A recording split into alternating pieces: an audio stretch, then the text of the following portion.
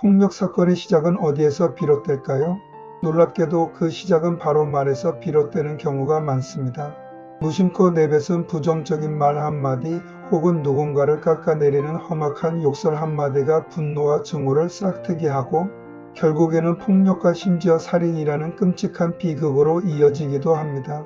이처럼 말은 단순한 의사소통의 수단을 넘어 우리의 삶과 사회 전체를 뒤흔드는 강력한 힘을 지니고 있습니다. 그렇다면 우리는 어떻게 말을 사용해야 할까요? 긍정적이고 건설적인 말은 어떤 변화를 가져올 수 있을까요?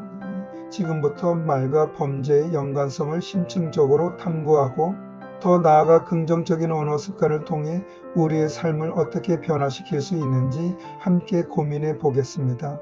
언어폭력이란 단순히 듣기 싫은 말을 하는 것을 넘어 상대방에게 정신적인 상처와 고통을 주는 모든 언어적 행위를 의미합니다.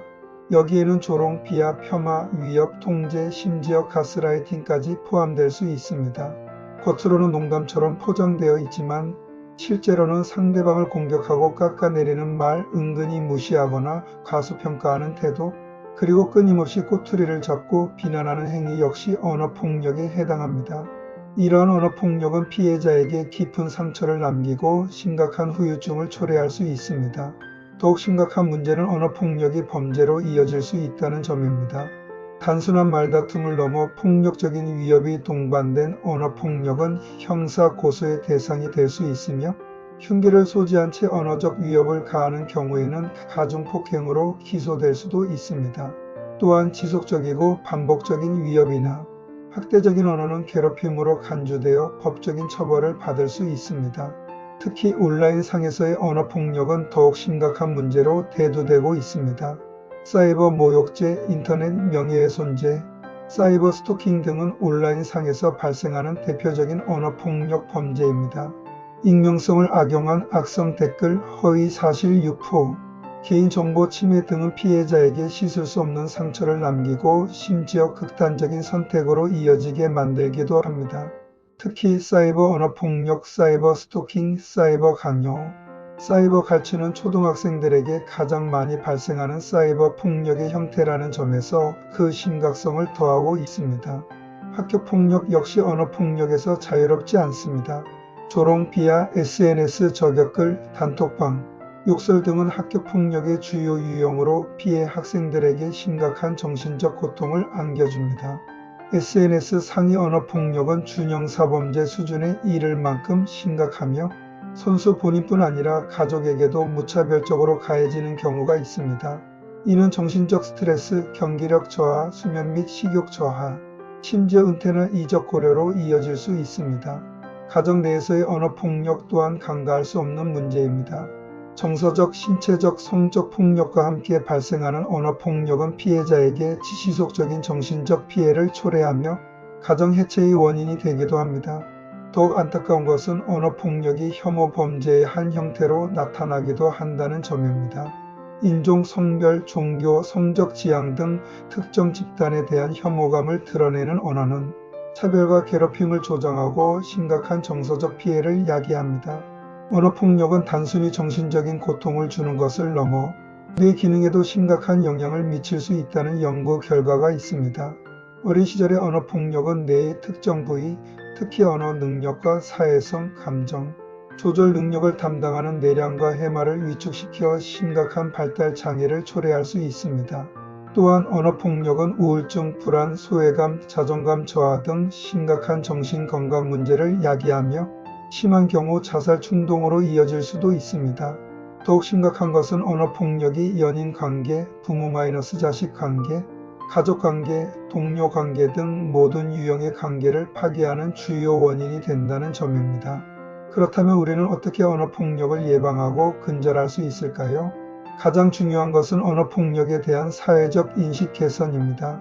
언어폭력이 단순히 말로 하는 폭력이 아니라 심각한 범죄 행위가 될 수 있다는 점을 명확히 인지해야 합니다. 또한 피해자들이 적극적으로 신고하고 도움을 요청할 수 있는 안전한 환경을 조성해야 합니다. 온라인 상에서의 언어폭력을 예방하기 위해서는 사이버 윤리 교육을 강화하고 익명성에 숨어 타인을 공격하는 행위를 근절해야 합니다. 인터넷 실명제 도입, 비속어 금지어 등록 등 기술적인 해결책도 고려해 볼 수 있습니다. 학교에서는 학생들을 대상으로 언어폭력 예방 교육을 실시하고 긍정적인 언어 사용 습관을 길러주어야 합니다. 가정에서는 부모가 먼저 모범을 보이고 자녀에게 올바른 언어 사용법을 가르쳐야 합니다. 무엇보다 중요한 것은 우리 스스로가 언어 사용에 신중을 기하는 것입니다.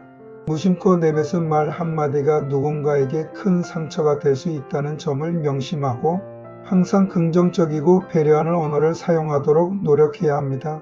만약 언어폭력 피해를 입었다면 어떻게 해야 할까요? 가장 먼저 증거를 확보하는 것이 중요합니다.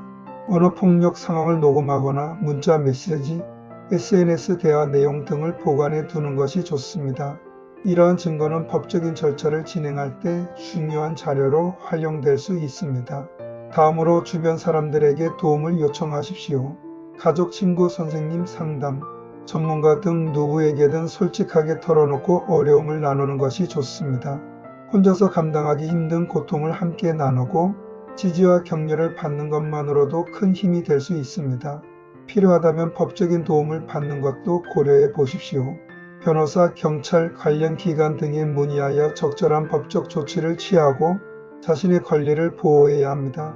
결론적으로 말은 우리의 삶을 긍정적으로 변화시킬 수도 파괴적인 결과를 초래할 수도 있는 강력한 힘을 지니고 있습니다. 부정적인 말과 험악한 욕설은 분노와 증오를 싹트게 하고 폭력과 범죄로 이어질 수 있습니다. 반면에 긍정적이고 배려하는 말은 신뢰와 존중을 쌓고 건강한 관계를 형성하는 데 기여합니다. 이제부터라도 우리는 자신의 언어 습관을 되돌아보고 긍정적인 언어를 사용하는 데 더욱 힘써야 합니다. 험담이나 비난 대신 칭찬과 격려를, 짜증과 불평 대신 감사와 긍정을 표현하는 습관을 길러야 합니다. 우리의 작은 노력이 세상을 더욱 따뜻하고 아름다운 곳으로 만드는 데 기여할 수 있습니다. 지금 바로 당신의 말 한마디가 세상을 바꿀 수 있다는 믿음을 가지고 긍정적인 언어 습관을 실천해 보세요. 오늘부터 주변 사람들에게 따뜻한 말 한마디 건네고 칭찬과 격려를 아끼지 않으며 긍정적인 에너지로 가득한 세상을 만들어 나갑시다. 말의 소중함 강사 이기학 목사.